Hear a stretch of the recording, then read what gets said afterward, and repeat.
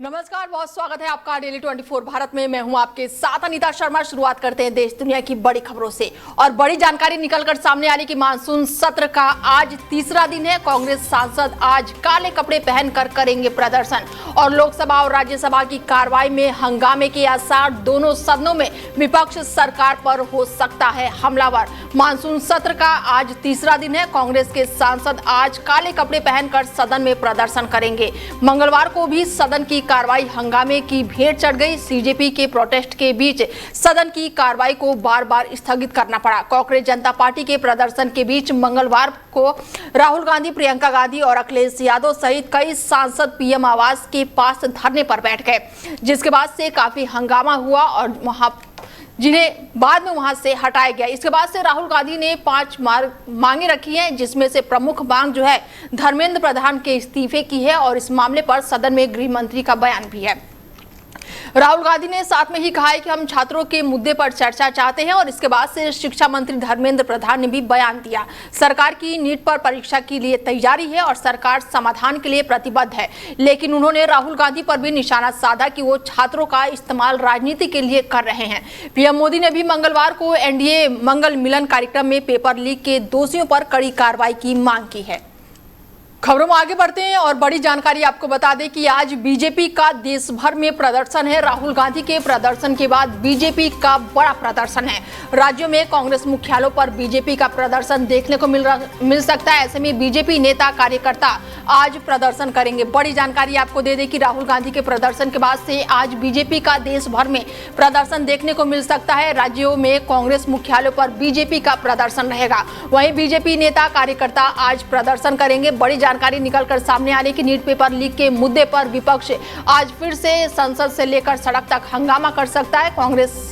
कांग्रेस जो है शिक्षा मंत्री धर्मेंद्र प्रधान के इस्तीफे पर अड़ी हुई है और बीते दिनों लोकसभा में नेता प्रतिपक्ष राहुल गांधी ने पीएम आवास के बाहर धरना दिया था, जहां से उन्हें हिरासत में ले लिया गया और कुछ समय बाद उन्हें छोड़ दिया गया। ऐसे में बड़ी जानकारी निकलकर सामने आ रही है। बीते दिनों जहां पर कांग्रेस लगातार प्रदर्शन दे रही थी, जिसके बाद से आज बीजेपी ने मोर्चा खोल दिया है। प्रदेश भर में आज बीजेपी का प्रदर्शन देखने को मिल सकता है। ऐसे में राहुल गांधी के प्रदर्शन के बाद से अब बीजेपी जो है लगातार हमलावर होती हुई दिखाई दे रही है। और हमारे साथ चर्चा में जुड़ चुके हैं मैनेजिंग एडिटर है रमेश ठाकुर जी हैं, उनसे बातचीत करते हैं कि किस तरीके से देख रहे हैं बीते दिनों की। सबसे पहले मैं बात करूंगी कि सर, पहले तो कांग्रेस ने घेरा और आज बीजेपी ने मोर्चा खोलने की तैयारी कर ली है, तो किस तरीके से आप देख रहे हैं इसको? अनीता, मुझे लग रहा है कांग्रेस जो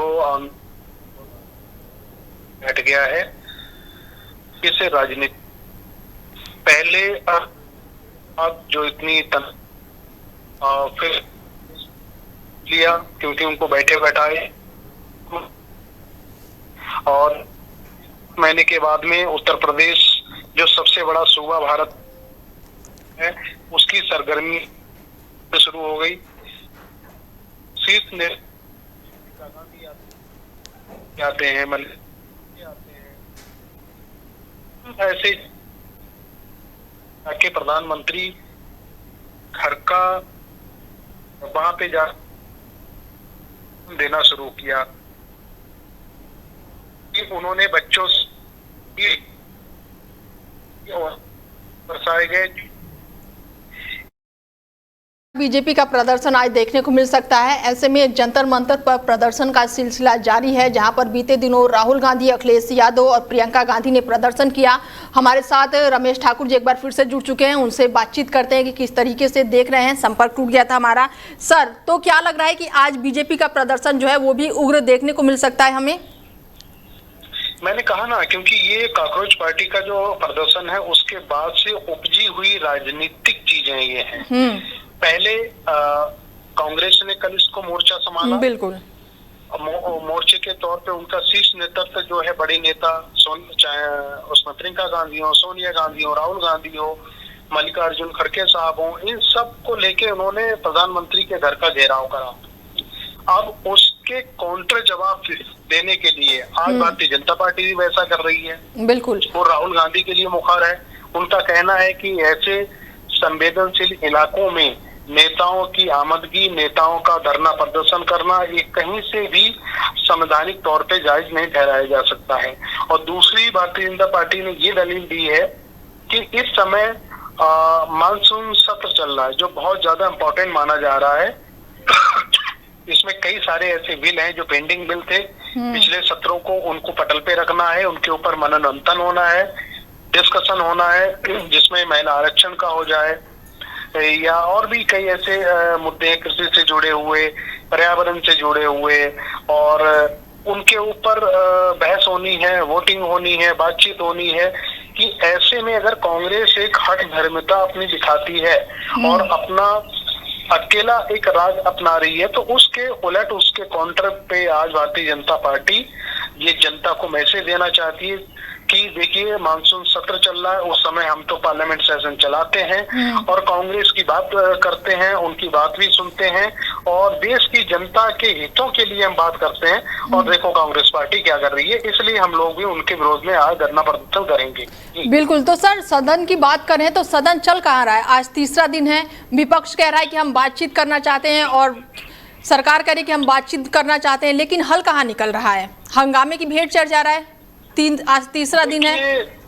देखिए अनीता, ये गतिरोध लगातार बना हुआ है और मुझे लगता नहीं कि इस बार का मानसून सत्र बहुत इजली तरीके से उसमें जितनी बैठकें प्रस्तावित हैं और जितने बिल प्रस्तावित हैं वो पास हो पाएंगी या बैठकें हो पाएंगी, क्योंकि जो पूरा विपक्ष है वो इस समय जो चंदा चोरी का मामला जो निकल के आया है अयोध्या से, उसके ऊपर जवाब तलब चाहती है, उसके ऊपर बातचीत करना चाहती है। और वो सिर्फ सरकार के किसी भी मंत्री से बात नहीं करना चाह रही है, वो चाहती इसके ऊपर स्वयं प्रधानमंत्री आके अपनी बात को स्पष्ट करें और वो इस पे अपना जवाब दें। तो ये तो बात ये हो गई। और दूसरा ये है, ये बड़ा मुद्दा, जैसे आपने देखा कि सीजेपी पार्टी की तरफ से जो जितने हमारे छात्र हैं यूजीसी को लेके जो 22 से बच्चे आत्महत्या कर लिए पूरे भारत में, उसके ऊपर बात करना चाह रहे हैं। तो ये सारे मिले जुले जो मुद्दे हैं, जो बड़े मुद्दे हैं, उसके ऊपर विपक्ष से बात करना चाह रहा है।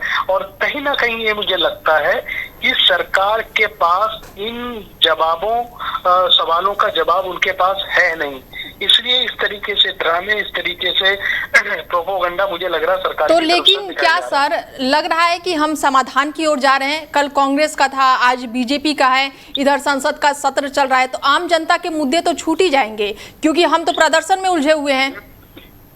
नहीं, बिल्कुल आपने सही कहा, क्योंकि इससे मुझे लगता है जो जनता के मुद्दे हैं वो बहुत पीछे छूट जाते हैं, और जबकि इसको जनता का मंदिर कहा जाता है। बिल्कुल। और पूरे देश में जीडीपी कहाँ पे है, महंगाई किस स्तर पे है, बेरोजगारी कहाँ पे है, तो उसका सब मनन मंथन किया जाता है। मुझे लगता है सारे मुद्दे बहुत पीछे छूट गए हैं और गतिरोध इतनी तेजी से इतना तगड़ा बरकरार हो गया है, मुझे लगता है वो ही नहीं सुलझे पाएगा। जब वो नहीं सुलझ पाएगा तो हम जो हम बात कर रहे हैं जन कल्याणकारी योजनाओं के ऊपर फिर क्यों ही बात करेंगे। बिल्कुल। तो सर एक सवाल मेरा आपसे और होगा कि क्या लग रहा है, छात्रों को दिखाकर या फिर छात्रों को आगे करके राजनीति रोटियां सेकी जा रही हैं? नहीं, छात्र को किसी ने आगे नहीं करा है। मुझे लगता है ये राजनीतिक ये आरोप है, क्योंकि छात्र स्वतः इस मूवमेंट में गए हैं, उनके अभिभावक भी गए हैं, और वो क्यों ना जाएं, क्योंकि उनके 22 साथियों ने आत्महत्या कर ली। कोई 23 माह आत्महत्या ना करे, इसके लिए सरकार को आईना दिखा रहे थे कि आप नेट यूजीसी जो परीक्षा करवाते हो वो ट्रांसपेरेंट हो, वो लीकेज ना होनी चाहिए उसके ऊपर, और जितने भी इस समय लीकेज हुए हैं और पेपर लीक है उनके ऊपर सजा दी जाए और इसके ऊपर एक जवाबदेही तय की जाए। अब जवाबदेही किसकी है? जवाबदेही तो शिक्षा मंत्रालय की है, और शिक्षा मंत्रालय को लीड कौन कर रहा है? धर्मेंद्र प्रधान जी कर रहे हैं। अब ये बच्चे धर्मेंद्र प्रधान का इस्तीफा मांग रहे थे, मुझे लगता है कि उनकी मांगों पे विचार करना चाहिए था, सरकार को विमर्श करना चाहिए था, वो हो नहीं पाया। जी ठीक है सर, जुड़ने के लिए बहुत शुक्रिया आपका। बता दें कि सरकार का कहना है कि संसद में नीट पेपर लीक पर चर्चा के लिए वो तैयार है। दूसरी ओर ये भी खबर सामने आ रही है कि बुधवार को बीजेपी जो है आज पूरे देश में प्रदर्शन करेगी। बीजेपी कांग्रेस दफ्तरों का घेराव कर सकती है और ऐसे में बीजेपी आज देश भर में प्रदेश कांग्रेस दफ्तरों का घेराव करेगी और राहुल गांधी के दुरुपयोग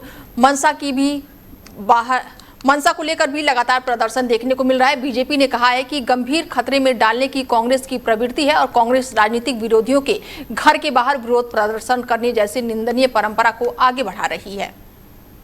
वहीं अमेरिकी राष्ट्रपति डोनाल्ड ट्रंप का बड़ा बयान सामने आया है। बता दें कि अमेरिकी राष्ट्रपति डोनाल्ड ट्रंप ने सुबह ही आज बड़ा ऐलान कर दिया है।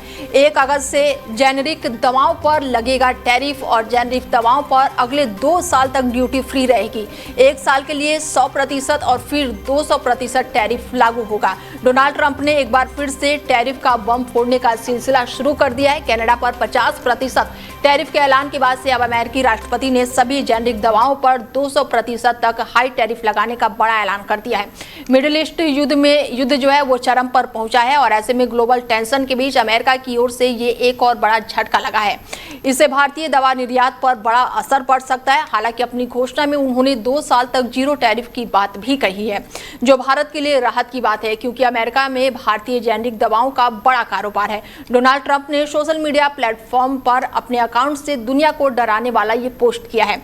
इसमें राष्ट्रपति ने कहा कि अमेरिका में लाई जा रही सभी जेनेरिक दवाओं पर आने वाली 1 अगस्त से शुरू होने वाली 2 साल तक 0% का टैरिफ लागू रहेगा। ट्रंप ने इसे मोहलत के साथ ही बड़ा झटका भी दे दिया है और कहा है कि इन 2 सालों के बाद से अगले 1 साल के लिए इन जेनेरिक मेडिसिन पर 100% अमेरिकी टैरिफ लगाया जाएगा और उसके बाद से इसे बढ़ाकर 200% तक कर दिया जाएगा। बता दें कि डोनाल्ड ट्रंप ने अप्रैल में एक कार्यकारी आदेश पर साइन किए थे जिसके तहत अमेरिका में आयात की जाने वाली ब्रांडेड दवाओं पर 100% टैरिफ लगाना प्रस्तावित किया गया था और जब तक कि दवा मैन्युफैक्चरर सरकार द्वारा निर्धारित दवा जो है वो मूल्य निर्धारित समझौते पर सहमत नहीं हो जाते, ये उत्पादकों का घरेलू स्तर पर निर्माण करने के लिए प्रतिबद्ध नहीं हो जाते। अब ट्रंप ने 200% टैरिफ तक का ऐलान कर दिया है। महाराष्ट्र के पूर्व डिप्टी सीएम अजीत पवार की आज जयंती है। पीएम मोदी ने अजीत पवार को श्रद्धांजलि दी है।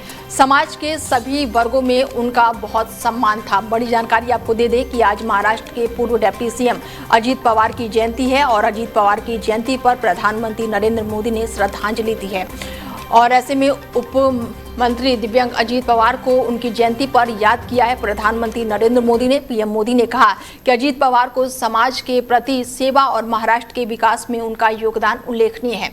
समाज के सभी वर्गों में उनका बहुत सम्मान था। राज्य में एनडीए सरकार उनके विजन को साकार करने के लिए अथक प्रयास कर रही है।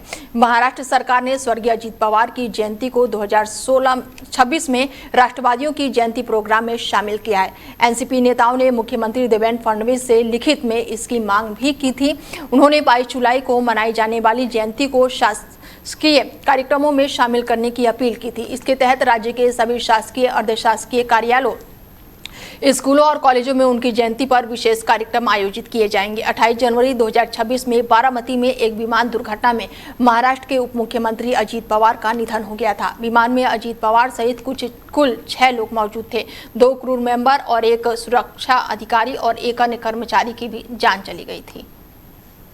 वहीं राजधानी दिल्ली में कांग्रेस जनता पार्टी के बैनर तले सोमवार को हुए संसद मार्च में राजनीति के गलियारों में सरगर्मियों को जो है वो कई गुना बढ़ा दिया है। जहां एक तरफ शिक्षा प्रणाली में कथित गड़बड़ियां समेत शिक्षा मंत्री के इस्तीफे को लेकर पिछले 1 महीने से जंतर मंतर पर सीजेपी का विरोध प्रदर्शन जारी है, वहीं दूसरी तरफ सीजेपी के संसद मार्च में शामिल हुए छात्रों पर दिल्ली पुलिस द्वारा लाठीचार्ज की घटनाओं को लेकर राहुल गांधी समेत कांग्रेस नेताओं ने भी पीएम आवास के बाहर धरना दिया और इसी बीच आम आदमी पार्टी ने कांग्रेस पर जमकर निशाना साधा। आम आदमी पार्टी से राज्यसभा सांसद संजय सिंह ने सोशल मीडिया प्लेटफॉर्म एक्स पर लिखा कि देश के करोड़ों युवाओं के लिए सोनम वांगचुक जी पिछले 23 दिनों से अमरण अनशन पर हैं। जंतर मंतर पर देश का युवा आंदोलन कर रहा है और 20 जुलाई को युवाओं को बर्बरतापूर्वक पीटा गया है। आप सांसद ने पोस्ट में कहा है कि कांग्रेस 1 महीने से आंदोलन को गाली दे रही है और अब राहुल गांधी जी कह रहे हैं कि जंतर मंतर नहीं, हमारे धरने में शामिल हो। आखिर युवाओं के आंदोलन को क्यों कमजोर करना चाहती है कांग्रेस? जंतर मंतर के आंदोलन में शामिल होने की अपील क्यों नहीं करती कांग्रेस? और आम आदमी पार्टी से राज्यसभा सांसद संजय सिंह ने सोशल मीडिया पर एक्स पर लिखा है कि सीजेपी के धरने को कमजोर करने के लिए मोदी जी ने राहुल गांधी को अपने आवास पर धरने पर बिठा दिया है। भारतीय राष्ट्रीय कांग्रेस ने देश की राजधानी दिल्ली स्थित पीएम आवास के बाहर धरना शुरू कर दिया और ऐसे में कांग्रेस की मांग है कि शिक्षा मंत्री इस्तीफा दे, संसद में नीट मुद्दे पर चर्चा हो, गृह मंत्री लाठीचार्ज पर सदन में बयान दे और लाठीचार्ज की स्वतंत्र जांच कराई जाए, घायलों को उचित सुरक्षा उपलब्ध कराई जाए और छात्रों को मुआवजा दिया जाए। प्रधानमंत्री आवास के पास धरना प्रदर्शन कर रहे विपक्ष के नेता राहुल गांधी और प्रियंका गांधी को दिल्ली पुलिस ने बीते दिनों हिरासत में ले लिया। राहुल गांधी से पहले सपा प्रमुख अखिलेश यादव को पुलिस ने हिरासत में लिया था। अखिलेश यादव भी अपने सांसदों के साथ राहुल गांधी को समर्थन देने पहुंचे हुए थे। तीनों नेताओं को पुलिस जबरन धरना स्थल से उठाकर थाने ले गई। दिल्ली पुलिस ने पहले राहुल गांधी और प्रियंका गांधी को सिक्योरिटी को हिरासत में लिया और इसके बाद से राहुल और प्रियंका को डिटेन किया गया। प्रियंका गांधी लगातार बस के गेट पर खड़ी रही। महिला पुलिसकर्मियों ने उन्हें बस के अंदर करने की कोशिश की लेकिन वो नहीं मानी और फिर 3-4 महिला पुलिसकर्मियों ने उन्हें पकड़ा और गेट पर खड़े खड़े ही उन्हें डिटेन करके ले जाया गया। दिल्ली पुलिस द्वारा हिरासत में लिए जाने के दौरान कांग्रेस सांसद प्रियंका गांधी ने बीजेपी और केंद्र सरकार पर जमकर निशाना साधा।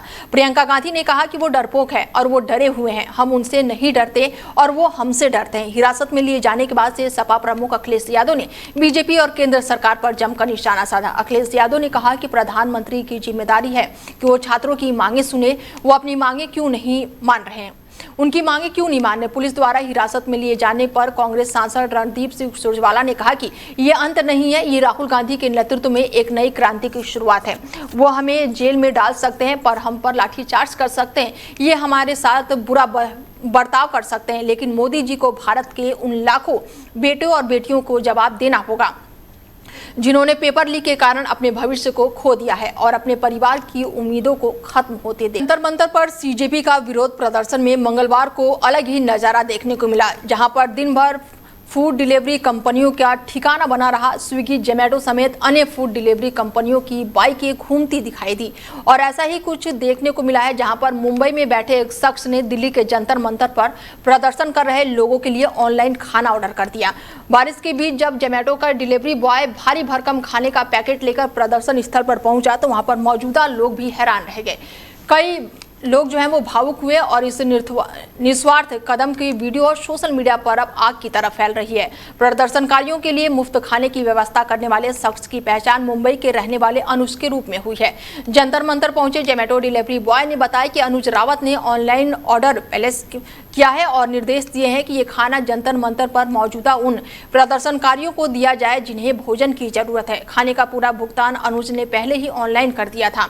सोशल मीडिया पर सामने आए वीडियो में देखा जा सकता है कि इस वीडियो के सामने आने के बाद से सोशल मीडिया यूजर्स अनुज और जोमैटो डिलीवरी बॉय की जमकर तारीफ कर रहे हैं। कई लोगों ने कमेंट के जरिए अपने विचार रखे हैं। एक यूजर ने लिखा है कि लोग कहते हैं कि प्रदर्शन के पीछे फंडिंग होती है, लेकिन देखिए कैसे आम हिंदुस्तानी अपनी जेब से पैसा देकर अपनों की मदद कर रहे हैं। इस भाई को सलाम। वहीं एक यूजर ने जोमैटो और स्विगी को टैग करते हुए लिखा है कि क्या ऐप को जंतर मंतर जैसे स्थानों पर मदद भेजने के लिए कोई खास डिस्काउंट या फिर अलग से ऑप्शन चालू करना चाहिए।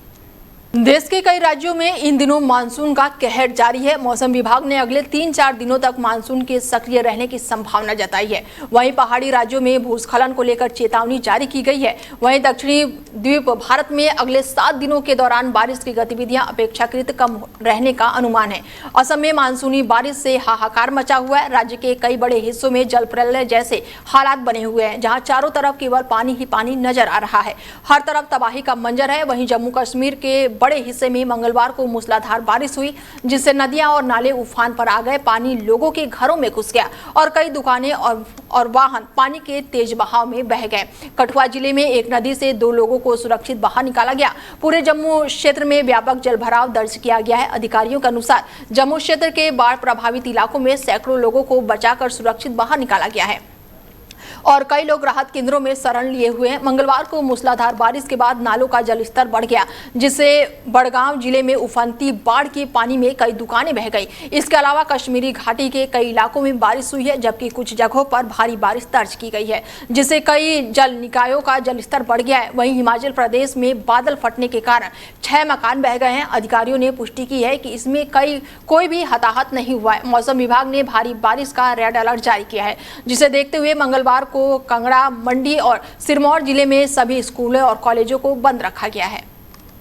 वहीं दिल्ली के जंतर मंतर पर नीट पेपर लीक और केंद्रीय शिक्षा मंत्री धर्मेंद्र प्रधान के इस्तीफे की मांग को लेकर हुए प्रदर्शन के दौरान पुलिस की कार्रवाई के विरोध में आजाद समाज पार्टी के सांसद चंद्रशेखर आजाद जो हैं वो संसद परिसर में धरने पर बैठ गए। सोमवार रात से बाबा साहेब अम्बेडकर की प्रतिमा के नीचे जारी उनके धरने की तस्वीरें सोशल मीडिया पर अब सामने आई हैं, जिसमें वो बारिश में बीच में डटे हुए नजर आ रहे हैं। चंद्रशेखर ने पुलिस की कार्रवाई को बेहद ही गंभीर बताते हुए इसकी तुलना जलियांवाला बाग जैसे बर्बरता से की है। उन्होंने कहा कि जब तक प्रदर्शनकारियों को न्याय नहीं मिलता तब तक उनका शांतिपूर्ण और लोकतांत्रिक संघर्ष जारी रहेगा। सांसद ने कहा कि जहां पर संविधान की शपथ ली, आज वही संविधान का सम्मान बचाने बैठा हूं। उन्होंने जंतर मंतर पर छात्रों और छात्राओं के साथ हुए दुर्व्यवहार पर गहरा दुख जताया और कहा कि इस घटना ने उन्हें भीतर तक झकझोर दिया है। सोशल मीडिया पोस्ट में उन्होंने लिखा कि जुल्म जब भी हद से आगे बढ़ने लगता है वहीं से बदलाव का सूरज निकलने लगता है। चंद्रशेखर ने कहा कि उन्होंने जलियांवाला बाग के दौर तो नहीं देखा, लेकिन जंतर मंतर से सामने आए दृश्य इतिहास के उस काले अध्याय को याद दिलाता है। विपक्षी दलों ने भी पुलिस कार्रवाई की आलोचना करते हुए प्रदर्शनकारियों के समर्थन में आवाज उठाई। वहीं इंग्लैंड के खिलाफ पूरी वनडे सीरीज में कुलदीप यादव को एक भी मैच खेलने का मौका नहीं मिला और जिसके बाद से टीम मैनेजमेंट की आलोचना तेज हो गई। भारत ने पूर्व स्पिनर रविचंद्रन अश्विनी ने हेड कोच गौतम गंभीर की रणनीति पर सवाल उठाते हुए कहा कि लगातार नजरअंदाज किए जाने से साफ है कि कुलदीप अब टीम की योजनाओं का हिस्सा नहीं दिखते। उन्होंने कहा कि जसप्रीत बुमराह की गैर मौजूदगी के बावजूद लॉर्ड्स वनडे में कुलदीप को मौका नहीं मिला, जो हैरान करने वाला फैसला है। अश्विनी ने बताया कि 9 जुलाई 2024 को गंभीर के कार्यभार संभालने के बाद से भारत ने 104 अंतर्राष्ट्रीय मैच खेले, लेकिन कुलदीप सिर्फ 38 मुकाबलों में ही शामिल रहे। उनके मुताबिक अब कुलदीप को ऐसे मौके का इंतजार नहीं करना चाहिए जिनकी उम्मीद भी नजर नहीं आती। उन्होंने कहा कि मौजूदा और बल्लेबाजों का और गेंदबाजों के आत्मविश्वास और लय को अक्सर नजरअंदाज कर दिया जाता है। हालांकि अश्विनी ने कुलदीप की जमकर तारीफ भी की है। उन्होंने उन्हें दुनिया का सर्वश्रेष्ठ स्पिनर बताते हुए कहा कि उनका वाइड बॉल रिकॉर्ड दुनिया के बेहतरीन स्पिनरों के बराबर है। अश्विनी का मानना है कि कुलदीप में अभी कई साल क्रिकेट खेलने की क्षमता है और उन्हें अपनी प्रतिभा के अनुरूप लगातार मौका मिलना चाहिए। फिलहाल बुलेटिन में मेरे साथ इतना ही। दीजिए इजाजत, नमस्कार।